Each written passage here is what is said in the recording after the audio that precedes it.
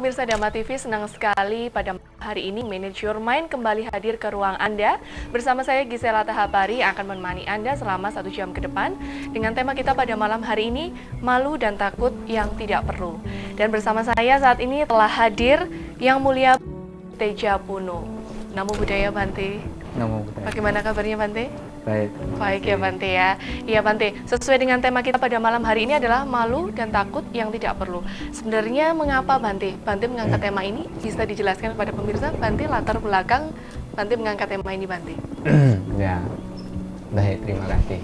Jadi kita semuanya itu menjalani kehidupan yang sesungguhnya memiliki tujuan di dalam kita menjalani kehidupan itu.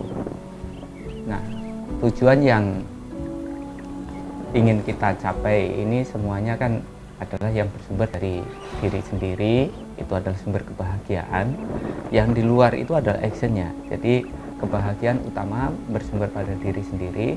Nah, kalau kita sudah memperoleh kebahagiaan di dalam diri sendiri, kita actionnya pada saat interaksi dengan lingkungan, dengan masyarakat, itu adalah cerminan dari apa yang ada di dalam pikiran kita. Nah, yang menjadi permasalahannya, meskipun kita semuanya memiliki tujuan hidup bahagia, banyak orang-orang yang memiliki rasa malu tapi tidak pada tempatnya, itu kan, sehingga bukan mencapai apa yang menjadi tujuan hidup bahagia tadi, karena rasa malu dan rasa takut yang tidak perlu tadi membuat kebahagiaan yang menjadi tujuan utamanya tadi tidak bisa tercapai. Nah, salah satu contohnya misalnya kalau kita lihat di dalam lingkungan masyarakat, kadang-kadang ada orang merasa malu bekerja karena dianggapnya pekerjaannya itu adalah kerjaan yang kasar, gitu, sehingga dia timbul rasa malu itu, atau melakukan hal-hal yang lainnya yang sesungguhnya berguna, yang sesungguhnya bermanfaat, tapi dia menganggap dia melakukan sesuatu yang tidak lazim biasanya dilakukan oleh orang, sehingga rasa malu itu pun juga muncul.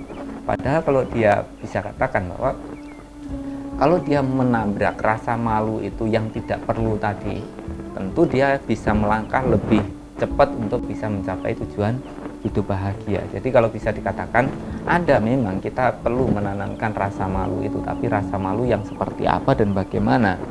Karena bagaimanapun kalau kita menanamkan rasa malu yang tidak perlu, bukan keuntungan yang kita peroleh di dalam kita menjalani kehidupan, bukan kita bisa mencapai tujuan kehidupan yang bahagia tadi, tapi malah tujuan kehidupan yang bahagia baik secara lahir ataupun batin tidak bisa tercapai, begitu kan. Misalnya kalau dalam kategori kebahagiaan batin, kita mau mengatakan sesuatu yang benar, tapi biasanya sesuatu yang benar dengan pembenaran itu lebih banyak pembenaran daripada kebenaran, gitu kan.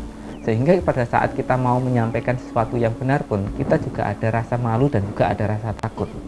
Itu berkenaan dengan diri kita. Misalnya kita mau sembahyang, banyak juga orang mau melakukan sembahyang, mau pergi ke tempat ibadah, punya rasa malu, punya rasa takut, itu banyak sekali juga, gitu kan. Padahal itu untuk memupuk batinnya. Orang mau melakukan hal-hal yang bersifat benar di dalam pikiran, di dalam tutur kata, di dalam perilaku kehidupan sehari-harinya, tapi dia punya rasa malu, dia punya rasa takut untuk melakukan itu, padahal itu yang harus dia lakukan. Ini berkenaan dengan kondisi batin kita yang sangat mempengaruhi kebahagiaan yang bersumber pada batin ini. Kayak misalnya baca doa, ada juga yang punya rasa malu mau berdoa saja, mau pergi ke tempat ibadah, atau dia misalnya mau bersemedi supaya pikirannya tenang, damai, bahagia, misalnya seperti itu, bisa mengikis kebencian, bisa mengikis keserakahan, bisa mengikis kebodohan. Ada orang yang punya rasa malu untuk itu, padahal kan itu sangat berguna, sangat bermanfaat di dalam diri sendiri. Nah, ini adalah kebahagiaan yang bersumber dari diri sendiri, yang sesungguhnya rasa malu tadi harus bisa dihilangkan, rasa takut tadi harus disingkirkan, begitu. Nah, berkenaan dengan rasa malu, rasa takut pada saat kita berkumpul, bergaul dengan lingkungan, dengan masyarakat, berkenaan dengan pekerjaan kita, seperti yang tadi saya katakan. Ada juga yang memang kerjaannya benar tapi punya rasa malu, punya rasa takut, itu juga ada. Tapi yang menjadi keanehan di sini, kita melihat banyak orang itu malah tidak punya rasa malu berbuat jahat, tidak takut juga berbuat jahat. Jadi mungkin dia di depan orang baik-baik, tapi di belakang orang dia melakukan itu. Makanya kita sering menganjurkan untuk menanamkan rasa malu, rasa takut yang benar, bukan yang tidak benar.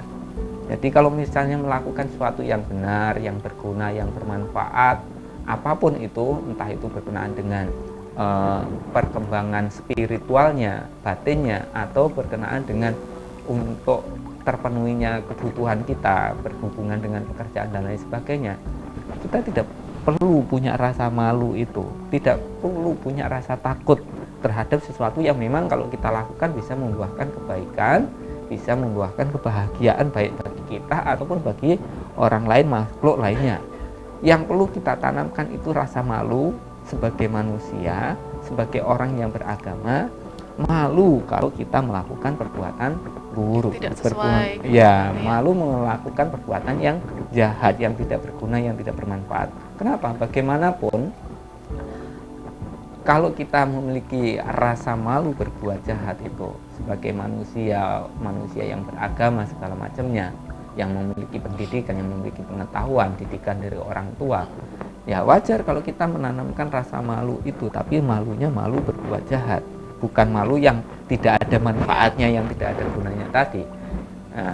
Nah, rasa takut berbuat jahat. Kenapa? Bagaimanapun perbuatan jahat yang kita lakukan nanti akan kembali kepada diri sendiri, begitu loh. Apalagi kalau kita melihat banyak orang ini malah malu, tidak punya rasa malu berbuat jahat, juga tidak punya rasa takut dengan akibat dari perbuatan jahat itu. Sehingga dari mulai masyarakat bawah, menengah sampai masyarakat atas, meskipun mungkin bisa dikatakan beragama, mungkin kusuk beragama, tapi dia tidak malu untuk menanamkan malu berbuat jahat, takut dengan akibatnya tadi. Nah, padahal di dalam ajaran Buddha itu pernah mengatakan, Buddha pernah menyampaikan bahwa ada dharma pelindung dunia. Jadi teori sebanyak apapun itu sebenarnya untuk mempermudah supaya kita bagaimana berbuat baik. Caranya lebih gampang kalau kita memiliki pengetahuan. Tapi kalau tidak memiliki banyak pengetahuan, kita cukup hanya punya 2 ini saja sudah cukup untuk bisa membantu kondisi supaya lingkungan, negara, dan dunia damai. Yaitu rasa malu, rasa takut tadi. Kalau semuanya bisa menanamkan ini dalam diri masing-masing, ya saya rasa kita bisa mewujudkan rasa damai, rasa bahagia yang menjadi harapan kita semua. Begitu. Oke, Bante. Tadi Bante sempat mengatakan bahwa jahat ini akan kembali kepada diri sendiri ya, Bante. Ya. Berarti kan apa yang kita tabur memang itu nanti yang akan kita tuai ya, Bante. Betul. Berarti dalam hal ini malu dan takut apakah akan menuai kegagalan, Bante? Bisa tidak, Bante? Ya, jadi berkenaan dengan hubungan kondisi batin. Jadi kan ada istilahnya itu kebahagiaan lahir, kebahagiaan batin. Ada penderitaan lahir, ada penderitaan batin, begitu kan? Apakah kalau misalnya kita memiliki rasa malu, rasa takut tadi bisa terjadi kegagalan di dalam mencapai kebahagiaan baik lahir dan batin? Tentu. Kalau rasa malu, rasa takutnya tadi itu berkenaan dengan hal yang tidak perlu. Ya, seperti yang tadi saya katakan, kalau misalnya kita tujuan sebuah kebahagiaan itu suatu tempat misalnya, harusnya kita sudah melangkah, langkah demi langkah dari waktu ke waktu ini sudah kita jalani, harusnya sudah mendekati dari tujuan itu. Tapi karena rasa malu, rasa takut yang tidak penting, yang tidak perlu tadi, mau begini takut, rasa mau begini malu, begitu malu, akhirnya dia tidak berbuat apapun.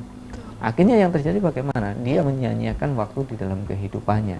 Begitu. Harusnya sudah melangkah jauh, dia hanya malulah begitu. Nah, ini sangat jelas sekali bahwa dengan menanamkan rasa malu, rasa takut yang tidak pada tempatnya, yang tidak benar tadi, akan membuat orang itu sendiri hidupnya susah, baik secara batin ataupun lahir, secara kebahagiaan di dalam batin kita atau kebahagiaan di dalam memenuhi kebutuhan hidup berkenaan dengan materi seperti itu. Oke. Berarti Bante malu dan takut yang tidak perlu, berarti bisa dibilang ada malu dan takut yang memang diperlukan seseorang ya Bante? Iya. Nah, ini pada kondisi seperti apa malu dan takut yang memang perlu ini harus benar-benar disampaikan kepada orang tersebut, Bante? Jadi saya rasa malu dan juga rasa takut yang harus ditanamkan itu adalah rasa malu berbuat jahat dan takut dengan akibat perbuatan jahat. Ini kenapa? Karena perbuatan jahat yang kita lakukan, mau besar ataupun kecil, selalu memberikan dampak. Dampaknya adalah sesuatu yang tidak membahagiakan, yang tidak pernah kita harapkan. Makanya dari itulah kita perlu menanamkan rasa malu, rasa takut itu di setiap waktu di dalam kehidupan kita. Meskipun kita ada sendirian atau berkumpul bergaul dengan lingkungan, dengan masyarakat, ya kita harus mampu untuk menanamkan rasa malu, rasa takut itu. Jadi jangan sampai kita kumpul dengan orang kelihatannya bagus, senyum-senyum, begitu ada di belakang gitu jadi penjahat, jadi apa begitu kan. Itu kan tidak tepat gitu loh. Jadi rasa malu itu baik pada saat kita masih sendiri pun, tidak ada siapapun, kita tanamkan itu juga bagus. Pada saat kita berkumpul bergaul dengan orang lain pun juga menanamkan rasa itu, rasa malu berbuat jahat dan takut dengan akibatnya. Sehingga kalau semuanya berpikir begitu, akan melakukan yang terbaik, berpikir yang terbaik, melakukan yang terbaik, bertutur kata yang terbaik. Sehingga tentunya kita semuanya akan mendapatkan manfaat dari kehidupan yang kita jalani. Oke, Bante. Ya, baik pemirsa, seperti tadi yang dikatakan Bante bahwa kita harus malu untuk berbuat jahat. Kita harus bisa benar menempatkan malu dan takut yang tidak perlu ini, karena jika memang ini dilakukan nanti akan dapat menimbulkan kegagalan-kegagalan yang tentunya tidak sesuai dengan tujuan hidup pemirsa. Baik, pecinta Manage Your Mind, sebentar lagi kita akan kembali namun setelah jeda berikut. Kembali bersama Dhamma TV dalam acara Manage Your Mind. Mind is not everything, but everything is come from your mind. So, manage your mind. Itu adalah kata kunci kita setiap pemirsa mendengarkan Manage Your Mind. Dan masih bersama Bante Tejapuno dengan tema malu dan takut yang tidak perlu. Ya Bante, menurut saya ini malu dan takut sebenarnya adalah sama, Bante. Bagaimana menurut Bante? Ya, kalau misalnya kita katakan sama ya sama. Jadi kita tidak mau mempermasalahkan apapun. Jadi kita ngomong sama ya sama. Tapi kalau kita katakan menjadi berbeda ya berbeda begitu. Yang artinya bahwa kalau kita menyampaikan itu adalah hal yang berbeda, ada alasan-alasan tertentu kenapa itu dikatakan tidak sama. Kalau misalnya dikatakan sama, ya kita karena tidak mau mempermasalahkan itu begitu kan. Nah, kalau ada pertanyaannya apakah itu sama atau tidak? Ya sebenarnya begini, ini kan sebenarnya kondisi perasaan atau kondisi di dalam batin kita, rasa malu dan juga rasa takut. Nah, berkenaan dengan rasa malu apa sih Bante?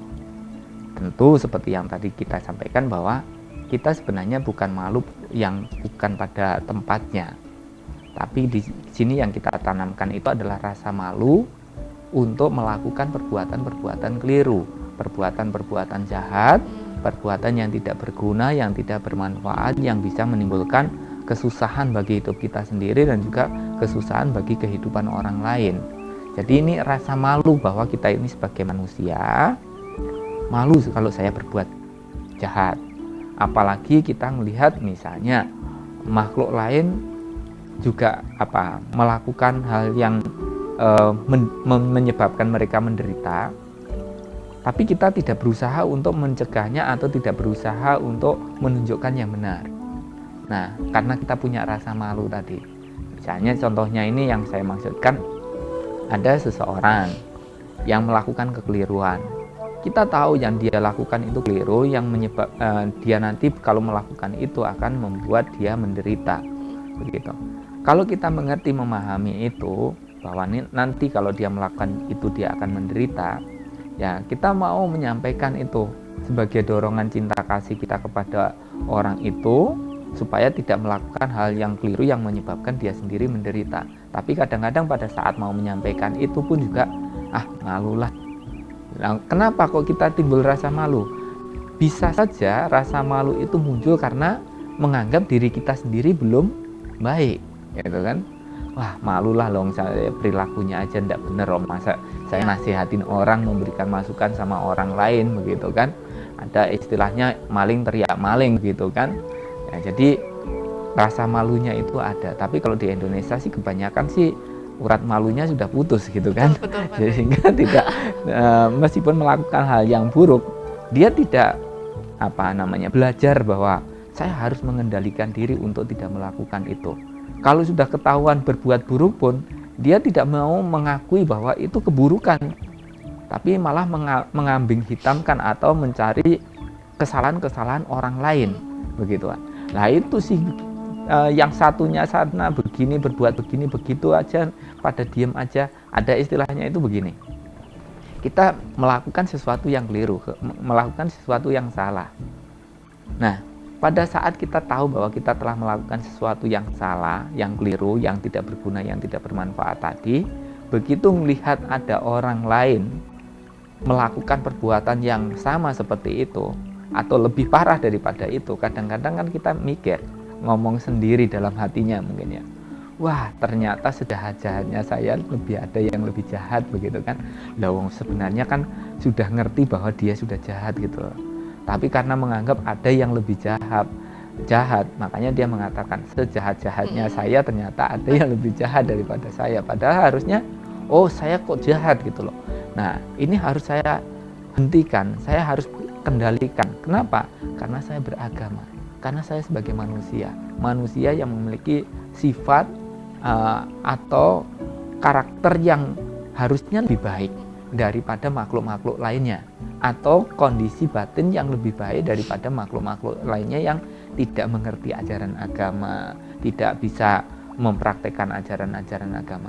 Kita memiliki kesempatan untuk mempelajari itu, untuk mempraktekkan itu. Makanya di sini rasa malu itu harus kita tumbuh kembangkan berkenaan dengan diri kita sendiri yang ingin bahagia, kita sendiri juga sebagai manusia yang juga orang lain, makhluk lain pun juga menginginkan kebahagiaan seperti halnya kita, sehingga kita tidak perlu untuk harus mengorbankan kebahagiaan orang lain, makhluk lain demi untuk kebahagiaan kita sendiri. Seperti itu rasa malu.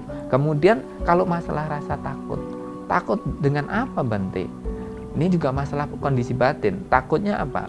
Takut bahwa perbuatan jahat yang kita lakukan tadi sesungguhnya bukan orang lain yang akan menanggungnya, kita sendiri, tapi kembali kita diri sendiri. Ya, Betul sekali.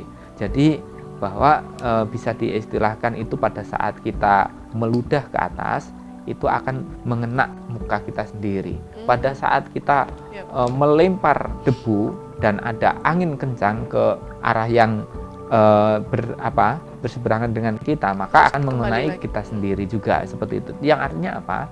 Perbuatan-perbuatan jahat yang kita lakukan ini kan akan kembali kepada diri kita sendiri. Maka dari itulah malulah untuk berbuat jahat dan takutlah dengan akibat perbuatan jahat kita. Tidak perlu malu, tidak perlu takut dengan orang lain kalau kita tidak keliru. Tidak perlu malu, tidak perlu takut dengan aparat, dengan pejabat, karena mereka juga sama-sama manusia juga, gitu kan.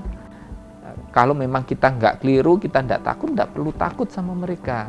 Kenapa? Karena diri kita sendirilah yang menjadi permasalahannya. Kalau kita memang melakukan yang keliru, ya tentu wajar kalau ketakutan. Tapi kalau tidak keliru, ngapain juga kita harus takut, seperti itu kan. Jadi mungkin kalau bisa dikatakan bahwa di saat kita berbuat baik, yang paling tahu adalah diri kita sendiri. Pada saat kita berbuat jahat, yang paling tahu juga diri kita sendiri. Kita bisa membohongi orang lain, tapi mohon maaf, kita tidak akan pernah bisa membohongi diri kita sendiri. Itu pastinya, seperti itu. Oke Bante. Lalu bagaimana dengan peran Dhamma sendiri ya Bante, untuk mengajarkan malu dan takut untuk berbuat yang tidak baik itu Bante? Jadi seperti tadi, kalau kita benar-benar ini bisa kita tanamkan di dalam diri kita masing-masing, rasa malu, rasa takut berbuat jahat itu, saya rasa kita semuanya akan bisa menciptakan kondisi yang damai. Yang salah satunya adalah diri kita sendiri. Jadi kita ini sebenarnya kalau kita bisa menciptakan kedamaian diawali dari diri sendiri, ternyata kita juga menjadi orang yang turut andil bagian dalam menciptakan kondisi lingkungan yang damai, negara yang damai, atau bahkan dunia yang damai. Kalau semuanya orang mampu menanamkan itu, di dalam dirinya masing-masing. Tapi kalau itu tidak ditanamkan dari diri kita masing-masing, ya dari satu orang ini bisa memiliki perilaku yang buruk, yang jahat, ya, yang tidak berguna, yang tidak bermanfaat, yang bisa merusak kedamaian atau kebahagiaan yang menjadi harapan kita semuanya, seperti itu. Jadi peran ini kita harus menyadari bahwa kita memiliki peran yang teramat penting di dalam kita menjalani kehidupan untuk mewujudkan kedamaian itu. Seperti itu. Ya, bisa tidak Bante untuk menanamkan rasa tidak malu dan tidak takut ini dilalui atau ditempuh dengan jalan meditasi? Ya. Seperti apa, Bante? Jadi seperti yang tadi saya katakan bahwa menanamkan itu di dalam diri kita itu sebenarnya lebih penting. Menanamkan sesuatu yang memang harus kita tanamkan. Rasa malu, rasa takut, tapi tidak menanamkan rasa malu, rasa takut yang tidak pada tempatnya, yang tidak perlu, seperti itu. Makanya kalau kita misalnya dari mulai bermeditasi, jadi kita mempelajari ajaran-ajaran agama itu kan sebenarnya supaya kita itu memiliki pengendalian diri kan, memiliki pengendalian diri, memiliki cinta kasih, memiliki kebajikan-kebajikan, karena itu sesungguhnya fungsi atau manfaat kita mempelajari ajaran agama. Nah, semua kebajikan, semua bentuk cinta kasih, atau bisa dikatakan pandangan pemikiran yang benar, semuanya ini diperoleh kalau kita juga mulai mau menata batinnya masing-masing, begitu kan. Jadi ajaran agama itu kalau bisa dikatakan kita bisa timbul keyakinan karena kita juga memiliki pengetahuan yang kita nyatakan, yang kita buktikan, sehingga kalau kita sudah mendapatkan pengalaman spiritual yang baik dari kita mempraktikkan tadi, maka keyakinannya juga pasti akan menjadi kokoh, menjadi kuat, seperti itu. Makanya dari berbuat baik yang dikatakan sebagai sumber dari semua kebahagiaan itu adalah kebajikan, maka semua orang berpikirlah untuk mau berbuat baik. Entah itu dengan memberi, membantu, menolong, atau melakukan kebajikan apapun, menjalankan sila atau dari meditasi. Jadi meditasi ini kan olah batin. Jadi kalau misalnya ada istilahnya nama tempat ibadahnya orang Buddha itu namanya kan wihara. Wihara itu kan sebenarnya dari dua kata yang menjadi satu. Wi, bagian depan wihara itu, wi-nya itu dari kata winyana, hara itu dari kata ya hara yang artinya adalah batin. Jadi kalau wihara itu adalah makanan batin, begitu. Jadi orang yang pergi ke wihara mencari makanan batin atau kebutuhan batin, begitu. Sehingga kalau di sana itu sudah bergeser untuk mencari nama, mencari kedudukan, mencari materi, itu bukan pada tempatnya lagi, karena di sana itu tujuannya adalah untuk mencari kebahagiaan batinnya tadi, seperti itu. Makanya diawali dari membina batinnya masing-masing supaya bisa terpenuhi kebutuhannya, baik dengan meditasi, baik dengan kita menjalankan sila, ataupun memberi, membantu, menolong siapapun yang memerlukan uluran tangan dari kita. Berbuat baik itu lebih baik, memberi itu lebih baik daripada menerima, membantu itu juga lebih baik daripada dibantu, mengasihi itu juga lebih baik daripada dikasihi, gitu. Tapi yang terjadi di dunia kita yang nyatanya ini, tadi kan kita ngomongnya itu secara teorinya, gitu kan. Nyatanya di dunia ini orang lebih suka dibantu, lebih suka ditolong, lebih suka dikasihani. Sedangkan di dalam ajaran itu diajarkan untuk kita memberi, membantu, menolong, mengasihani, dan itu lebih mulia saya rasa, gitu. Oke, ya pemirsa, saya tadi tertarik dengan kata-kata dari Bante Tejapuno ini, memberi lebih baik daripada menerima, ya Bante. Lebih baik tangan kita menghadap ke bawah daripada kita harus selalu tangan menghadap ke atas, seperti itu ya Bante. Ya. Kita akan lanjutkan lagi setelah pesan-pesan yang mau lewat berikut ini. Ya pemirsa, masih bersama Manage Your Mind, tentunya masih dengan Yang Mulia Bante Tejapuno, dengan tema kita pada malam hari ini adalah malu dan takut yang tidak perlu. Tadi Bante sudah menjelaskan banyak sekali mengenai malu dan takut yang tidak perlu. Lebih baik kita memberi daripada menerima. Ya, kita akan kembali lanjutkan tanya-tanya dengan Bante. Ya Bante, saat ini kan kemajuan teknologi semakin pesat ya Bante ya. Banyak kadang-kadang anak-anak ini yang merasa bahwa perasaan malu ini juga bisa diterima anak-anak saat mengalami dunia pendidikan gitu Bante. Yeah. Kadang bilang ke mamanya tidak ada laptop, malu untuk belajar, atau kadang sepatunya sudah rusak, malu untuk ke sekolah atau takut seperti itu. Bagaimana menurut Bante? Ya, jadi seperti tadi juga saya sampaikan di depan itu, kami menyinggung bahwa kadang-kadang kita memiliki rasa malu berkenaan dengan kemajuan batin kita. Mau beribadah, padahal ibadah kan benar, baik, tapi ya malu juga. Kemudian berkenaan dengan pekerjaan supaya kita bisa terpenuhi sandang, pangan, papan. Kita kadang-kadang meskipun itu tahu bahwa pekerjaan itu benar, tapi kita juga malu juga. Akhirnya malah kesejahteraannya tidak bisa tercapai karena malu, padahal pekerjaannya benar, begitu kan. Nah, akhirnya mempengaruhi dari kondisi kebutuhan keluarga. Misalnya kalau anak-anak juga memerlukan pendidikan, seperti yang tadi disampaikan itu kan. Jadi pada waktu dia misalnya sekolah, memerlukan sarana kebutuhan yang diperlukan.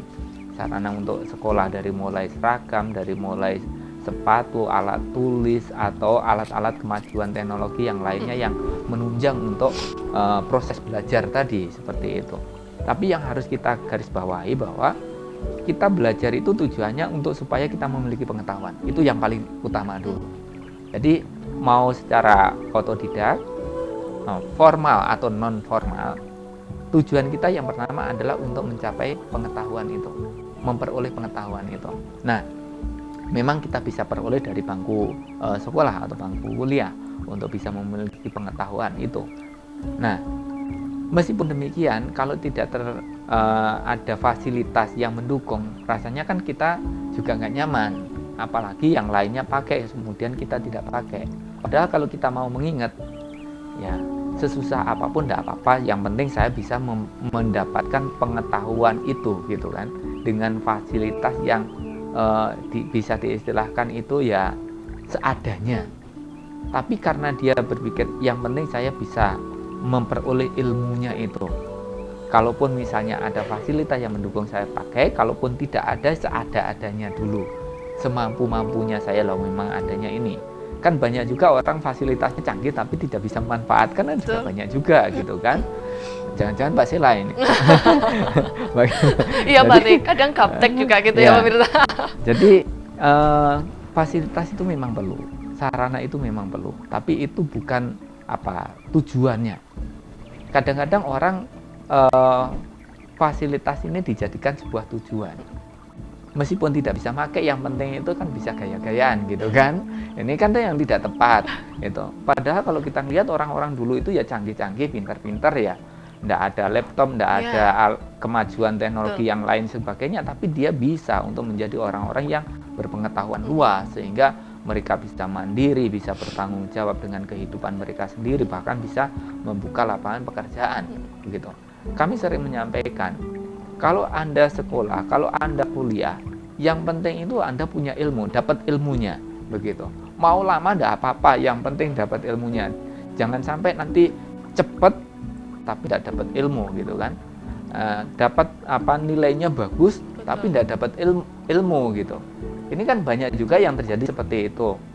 Nggak pernah kuliah, nggak pernah mau ikut ujian, tahu-tahu begitu keluar kok nilainya bagus semua, gitu kan. Ada juga seperti itu. Nah, ini dari mana ini?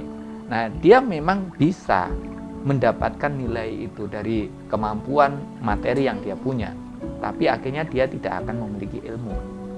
Dia memiliki gelar, tapi hanya gelar yang dipakai-pakai saja, ilmunya tidak ada, tidak punya dia, begitu. Nah, pilih yang mana? Kita punya ilmunya itu, meskipun kita lama atau dengan fasilitas yang seadanya, tapi kita benar-benar bisa punya ilmu, atau orang yang punya fasilitasnya tapi tidak bisa menggunakan, atau punya titelnya tapi tidak memiliki ilmu, seperti itu. Ya memang yang identiknya, ya yang kita harapkan itu ya kita juga punya ilmu, juga ada fasilitas-fasilitas itu. Jadi saya rasa kalau misalnya masalah sarana-sarana yang mendukung tadi, tidak perlu untuk kita memiliki rasa malu tentang hal seperti itu.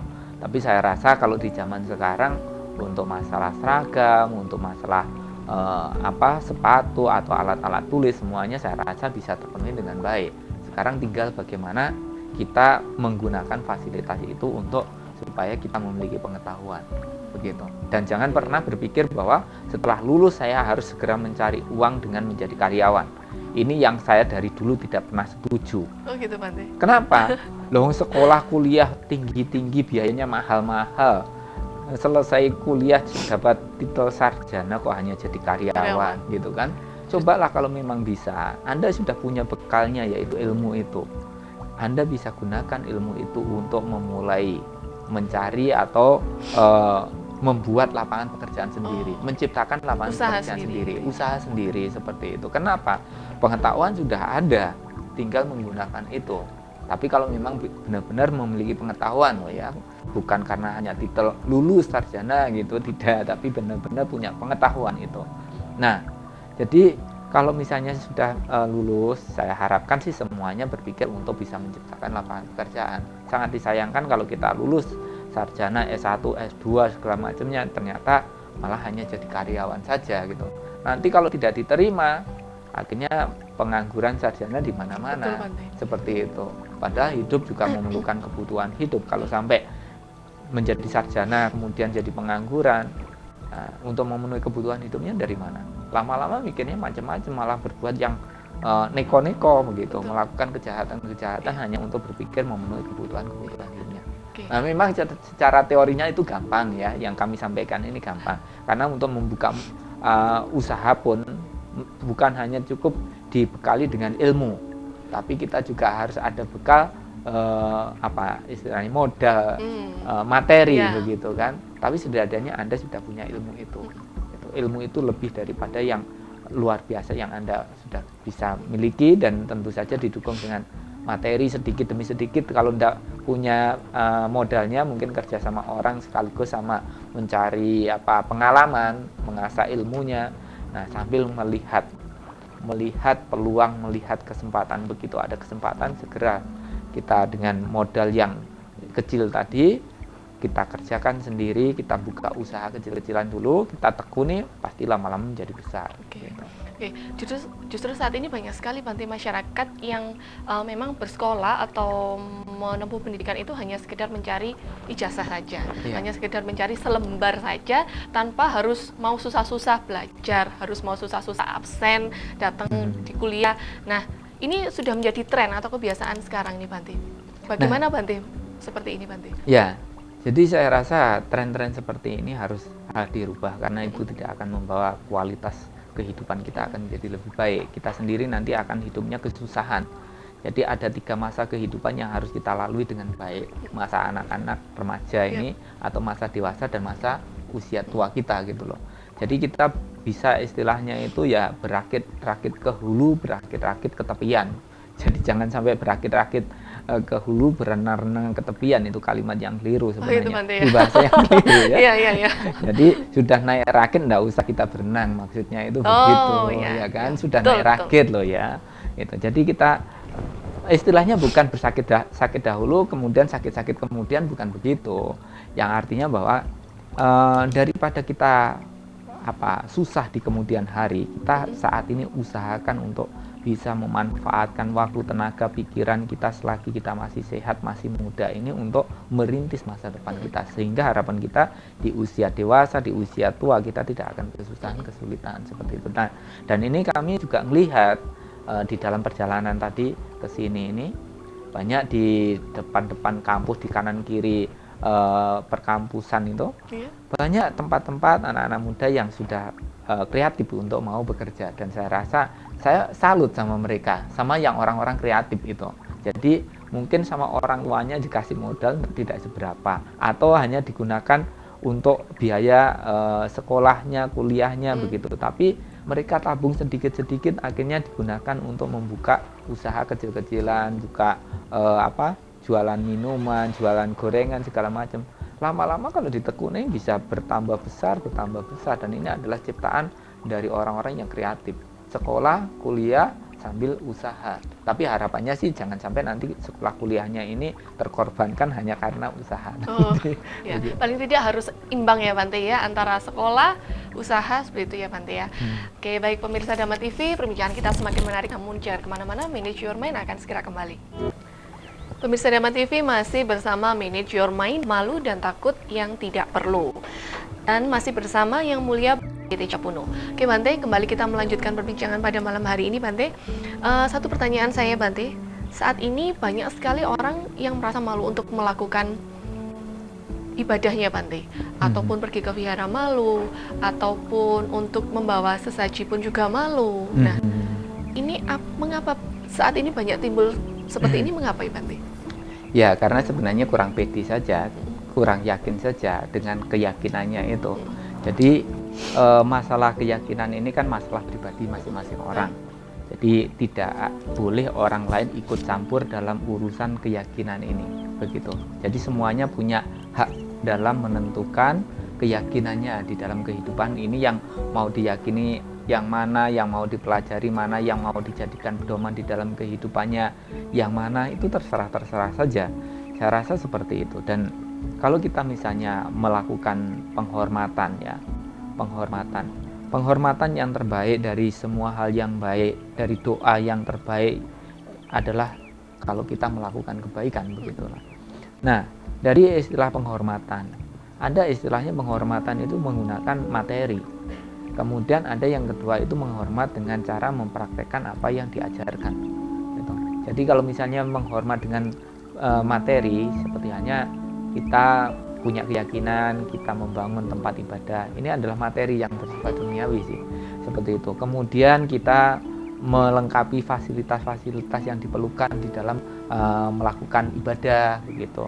Atau kalau misalnya di umat Buddha itu biasanya juga dilengkapi dengan memberikan berbagai macam persembahan, kayak misalnya pergi ke wihara, membawa dupa, lilin, bunga, air.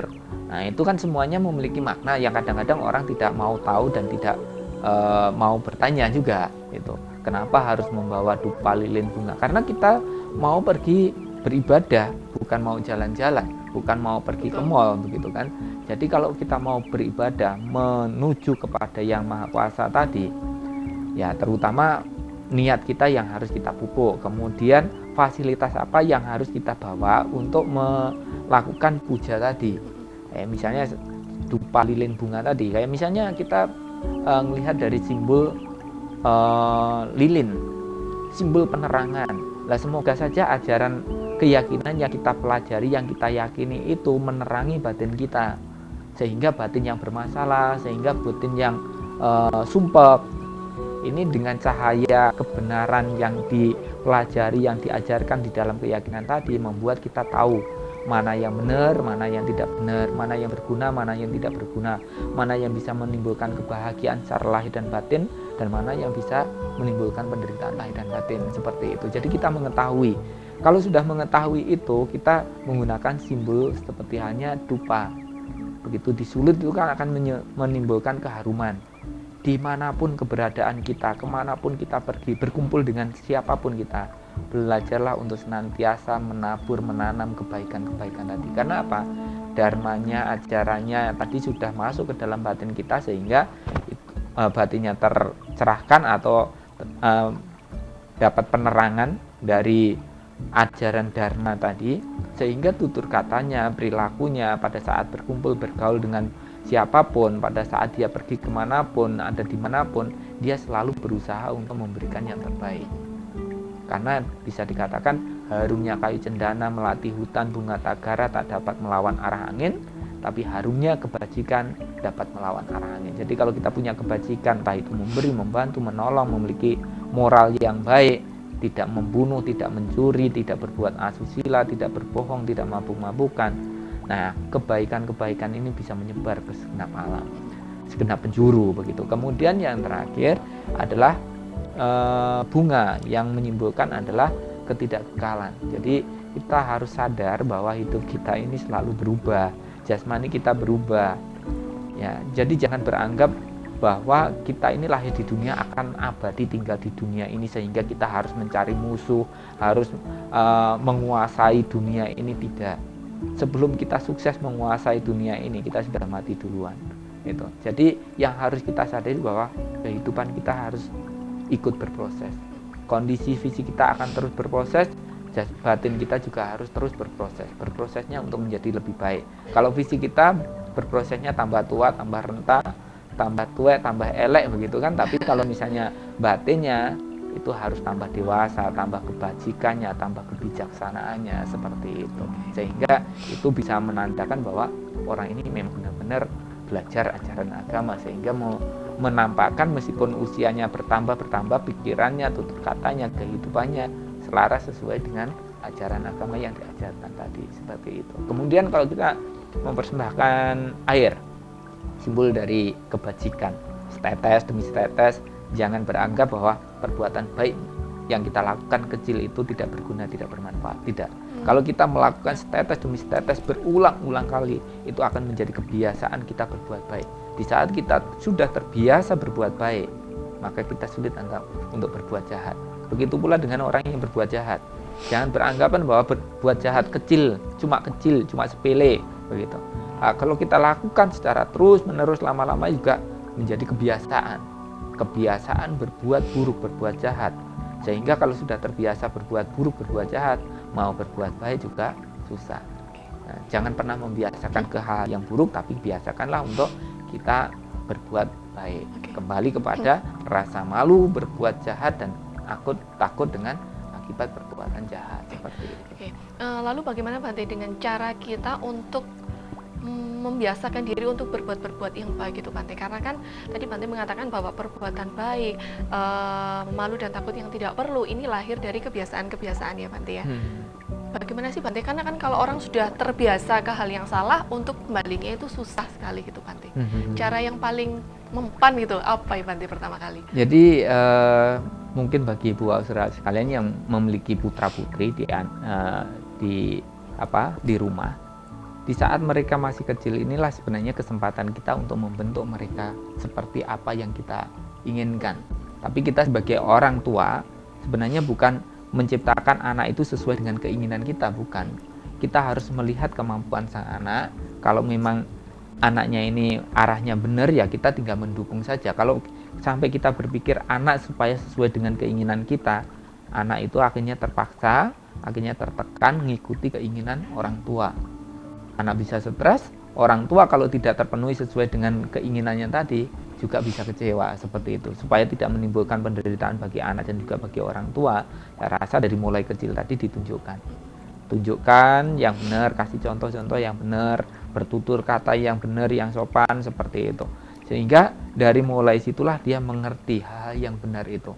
Kalau nunggu nanti sajalah, masih terlalu kecil, nanti kalau sudah dewasa aja baru diarahkan, Anda tidak bisa berpikir seperti itu. Kenapa? Pada saat sudah dewasa, anak itu sudah kaku.